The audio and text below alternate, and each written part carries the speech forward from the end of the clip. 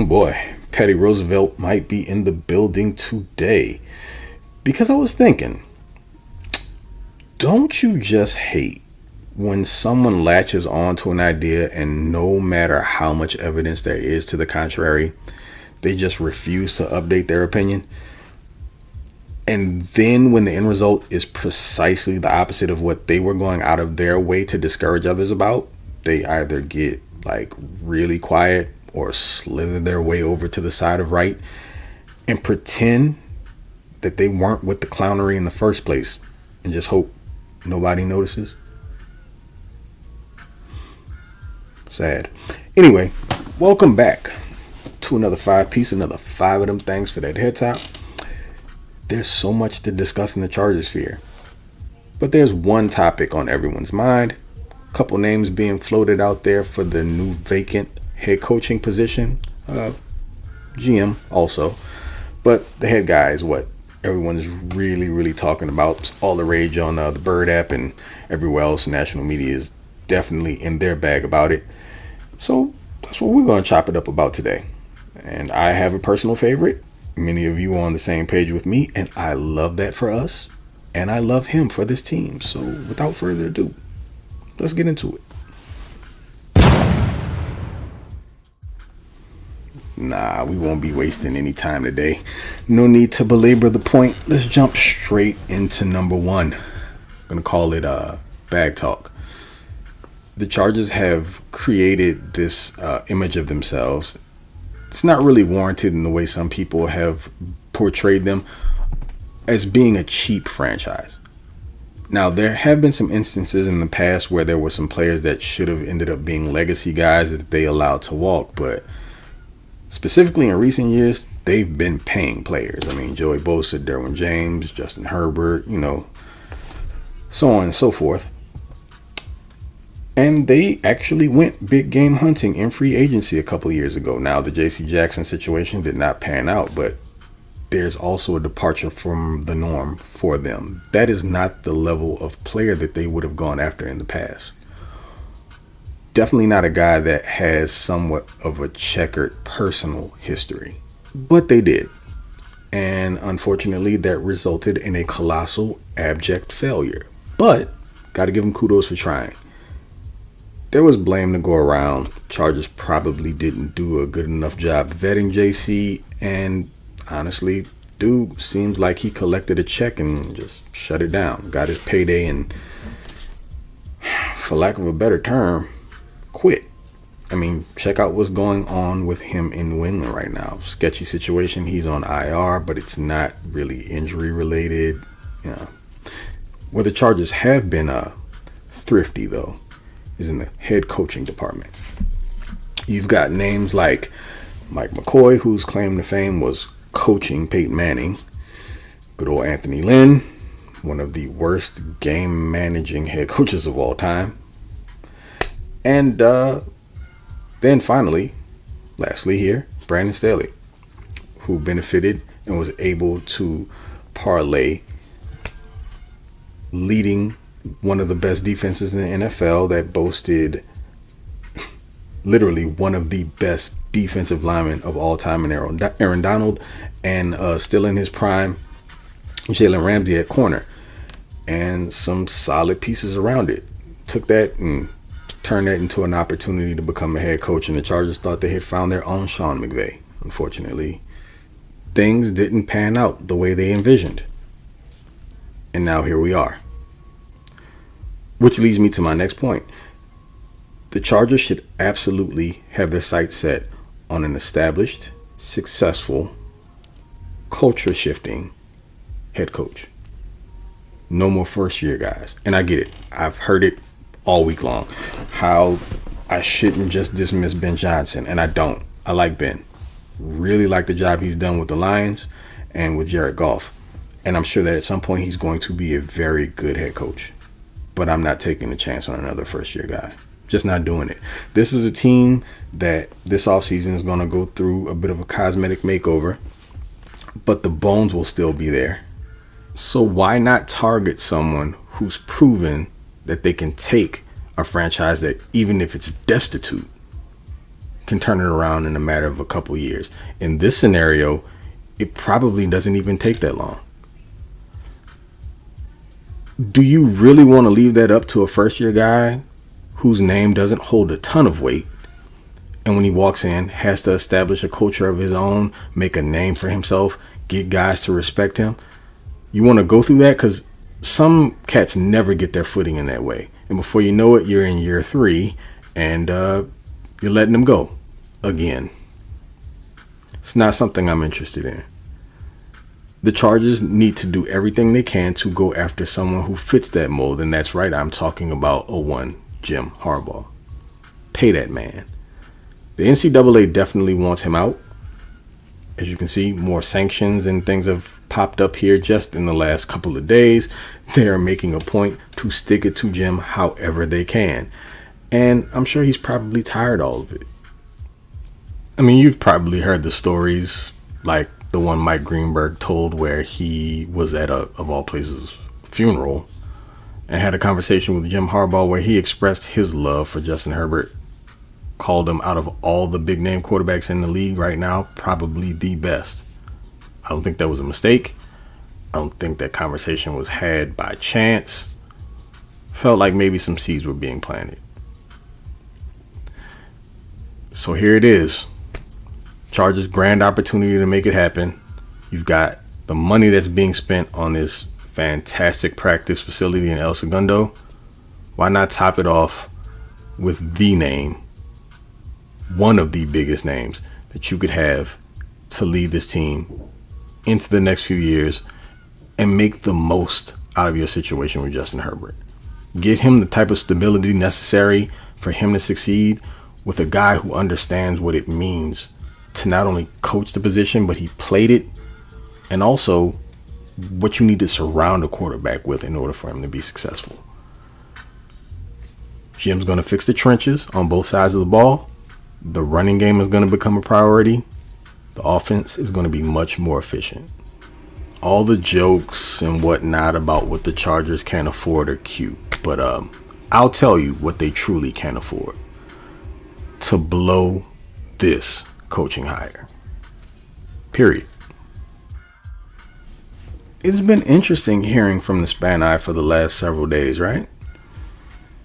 I mean, and while I'm thinking of it, number 2, gonna call this one lip service, because hopefully that's not what we've been receiving.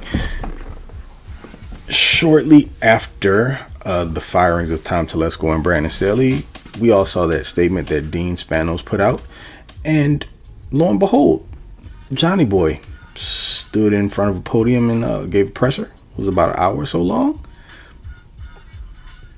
Cool, right? You know, I mean, I guess it's out of necessity, though. You don't have your GM or head coach to hide behind any longer, so you gotta take the bullets yourself.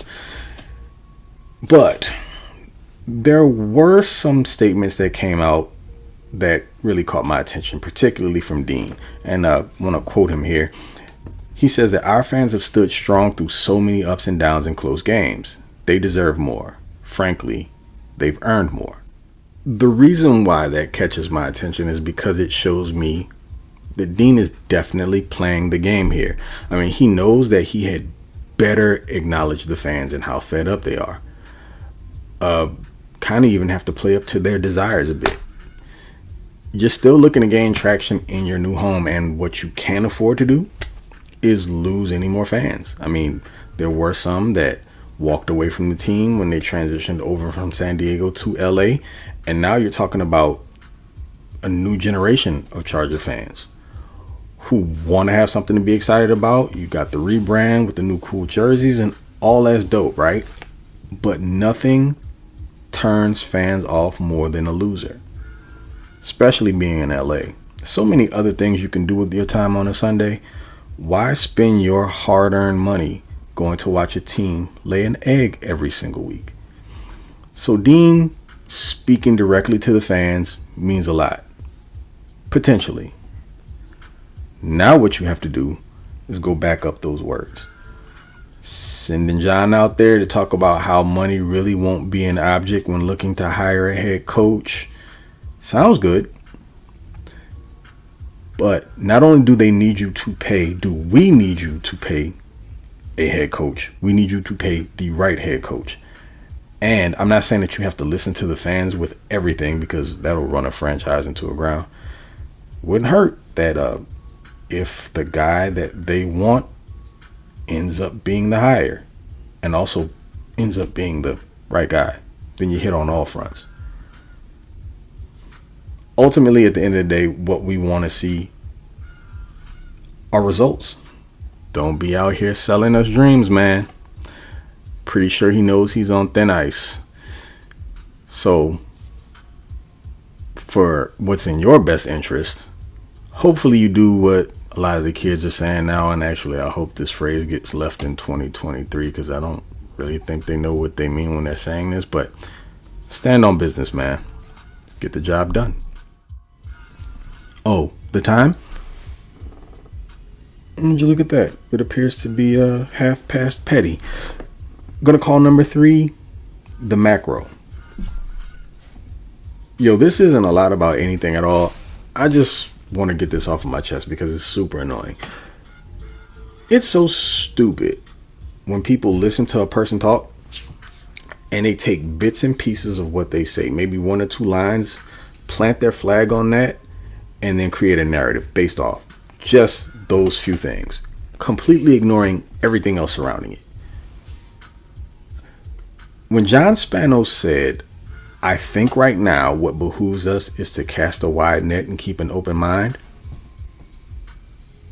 what were folks expecting them to say? I mean, people are taking that one statement and running with it as like some indication that they shouldn't pay attention to all the smoke surrounding a particular name. But again, what else do you expect? Should John have come out and said, "Hey, we have complete tunnel vision, man. There's one individual that we've got our eyes squarely on. You all know who it is. And we'll see how it turns out." Because I'm sure the optics of that would be just great. And I mean, outside of that, if you don't land that person, then you look like a complete idiot. And then there's the Rooney Rule, and then et cetera, all that other great stuff. Just stop the nonsense, shall we? Someday when the team's up against it, the breaks are beating the boys. Ask them to go in there with all they've got. Win just one for the Giffer. Which leads me into number 4. Do it for the Giffer. Unfortunately, yes, we do have to chat just a tad bit about the Chargers matchup Saturday against the Buffalo Bills, and what we're all probably most interested in, how the team performs under interim head coach Giff Smith, who, from all reports, is well loved by not just players, but the rest of the coaching staff and upper management. I mean, Giff's been on the Chargers staff for 7-8 years. And we're talking about him as a positional coach with the defensive line, most recently as outside linebackers coach, and now, of course, interim head coach. He'll still be working with the outside linebackers, apparently, though. And I understand. How much can you really take away from working with guys like Joey Bosa and Khalil Mack, who, are cats who came out in the first round of the draft, were already high performers, and have produced at a significant level, just kind of off of the backs of their talent alone? How much coaching did you have to do? But look at Tui Tuipulotu this season. I mean, 2nd round draft pick. I'm not sure what everyone's expectations were. We personally thought he'd be more of a rotational cat, may have an impact early on, again, in a rotation, but no one saw what at least the first half of the season brought from Tuli. Looks like he's hit maybe a smidge of a rookie wall here recently, but he's still very active and disruptive. That comes from great coaching.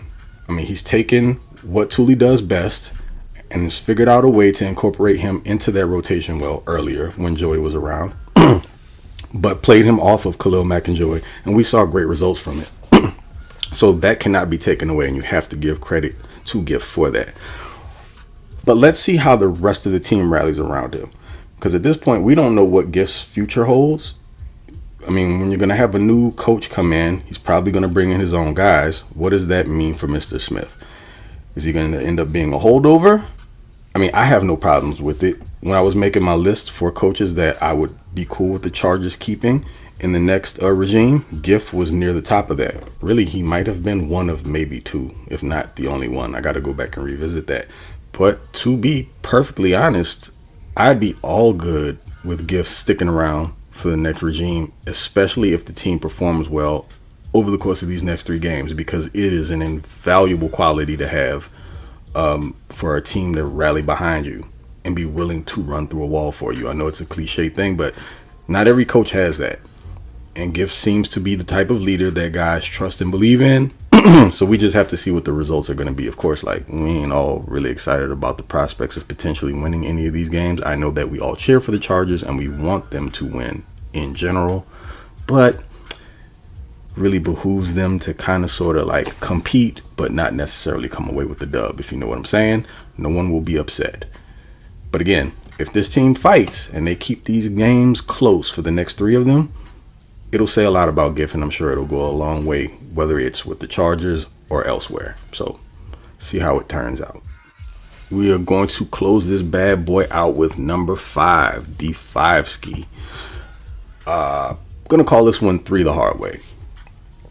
In the final trifecta of games here coming up, I think we're all going to have a close eye on a few things, but I'll speak for myself personally. On the offensive side of the ball, now that Kellen Moore is no longer under Brandon Staley's influence, what changes do we see to the pacing of the offense, the aggressiveness? Are they going to kill the conservative first down play calling?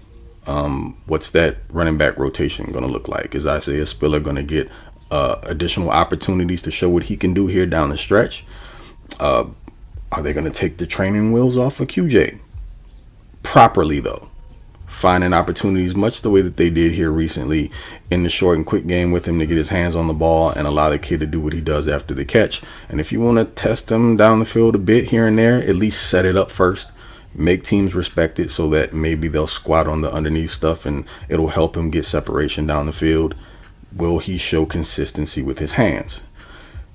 He has a little bit of a runway here to show exactly what he can do going into the next season. Hopefully he can build some positive momentum and have it carry over.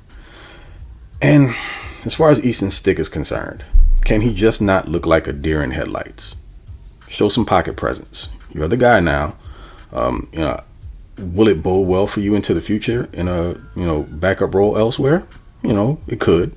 Just have to go out there and show that you can lead an offense and not be a complete liability. I would expect that Kellen allows him to use his legs a little bit more, which would be a great idea. Easton Stick in the pocket all game long, no bueno. As for the defensive side of the ball, DA Derek Ainsley, here's your chance, man. You've been sitting in the shadows behind Brandon Staley, who's essentially relegated you to, I guess, I don't really know how coordinators' jobs work when they don't actually call plays. I mean, he might have been in Brandon's ear with suggestions. Still really not certain how that situation worked. But now you're the guy. Same thing as what I was talking about on offense. How aggressive are you going to be? We're going to see like the blitz rate increase, which I would love to see when you're going to use guys like Kenneth Murray and hopefully Deion Henley in that role. Someone getting downhill, attacking the quarterback. I need to see Deion Henley on the field. Exceptional athlete, much better change of direction when in comparison to Kenneth Murray. And I mean, I know that bar's kind of low, but just in general, Deion can really scoop, man. And he can move around the field quite well. The agility is really high level. So it would be great to be able to see him showcase that, getting after the QB and in coverage. We know that he can do that. We know he can drop and cover tight ends and even a couple slot guys. So hopefully we can see him get in the game early and not just in garbage time.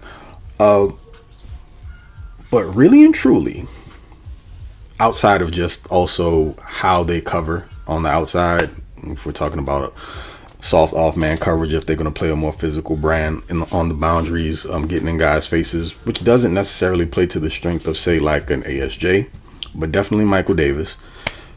But putting that to the side, is Derwin James's role going to be simplified? Imagine this. For the next 3 pieces of games, number 3 roams strictly in the box. No deep thirds, no deep halves. If you want him to defend a tight end, cool, even though that hasn't gone all that well this season. But primarily anywhere in, say, the 5 to 10 yard range off of the line of scrimmage. If you want to have him drop in the coverage back there in a bit of a robber-ish type of role every once in a while, cool. Because Derwin does have great instincts. He can get a jump on a couple of balls underneath. I'm fine with that. But what I really want to see is him attacking on both edges. In between the tackles is fine if you want to do that. And just allow him to be a game wrecker. Whether it's blitzing the quarterback, being aggressive against the run, and overall being a disruptor. Because that's still something the Chargers lack. I mean, if you want to have to manufacture that in the interior, you're probably going to have to do some twists and stunts and stuff like that. But you can also utilize linebackers and Derwin, again, in between the tackles, because they don't have a true penetrator in the middle of the defense to make that happen consistently. But whatever you want to do with him in the box, I'm perfectly fine with. And if you take a little bit of what you had on his plate off, you might see shades of vintage Derwin, what we were getting earlier in his career. And that's something that makes the defense better overall. Because if you have to account for number 3 on every single snap and question whether or not he's coming after your quarterback, whether he's going to wreck your backfield, whether he's going to drop in the coverage, all in that underneath area of the field or 2 of the outsides around your tackles, that takes a whole lot of concentration from your offense. Whether it be linemen, your QB, your offensive coordinators are going to have to get really creative. Probably going to have to adjust some protections to possibly account for if he's coming. And again, if he doesn't, then you've got an extra guy back there blocking for essentially no reason. And maybe it throws things off in the middle of the field wherever he's covering if you do choose to drop him. There's multiple things that you can do there. I just feel like Ainsley has an opportunity to show everyone what should have been happening. So again, he's probably going to have employment elsewhere, and this is his opportunity to help pad his resume. I also have a rooting interest in this because DA was a college teammate of one of my best friends over at the University of Troy, so really want to see him do well. And wherever his next chapter takes him, I'm sure that he will have success. But this is where it starts. So DA, go do your thing. That is going to be it, people. I appreciate you. Thank you for riding with me, even through the pettiness. But y'all know me by now, and that's what I do. But we'll catch you probably for after hours games on Saturday. We'll figure out a time and construct whether or not that's going to go down or not. But you'll find about that here in the next couple of days. Well, by tomorrow, because you're hearing this, seeing this today. So we'll get that out to you and update it before game time. So y'all enjoy your weekends, man, and I guess hunker down and get ready to watch hopefully a competitive outing. Not really expecting a ton, but if the guys compete, show up, show that they want to be out there, and they're playing for these coaches, it'll say a whole lot. It's actually quite telling about the previous coaching staff. And anyway, we'll all have eyes wide open for it, so should be, I don't want to say enjoyable, but somewhat entertaining. So let's get through these last 3 games, hold hands, do whatever we got to do, and march into the off season where the real fun starts. But until later on, folks, again, much appreciated. Thank you for your time. Take it easy. I am gone.